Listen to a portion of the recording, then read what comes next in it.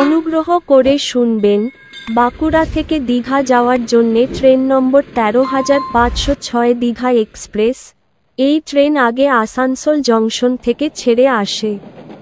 প্রতি রবিবার সকাল ৭:৩২-এ বাঁকুড়া জংশনের ১ অথবা ২ নম্বর প্ল্যাটফর্ম থেকে ছেড়ে যায় এবং এটি দীঘা পৌঁছায় একই দিন দুপুর ১২:৫০-এ দীঘা স্টেশনের ১ নম্বর প্ল্যাটফর্মে। ট্রেনটির মোট যাত্রাপথ ২৭৭ কিলোমিটার, যা অতিক্রম করতে সময় লাগে ৫ ঘন্টা ১৮ মিনিট।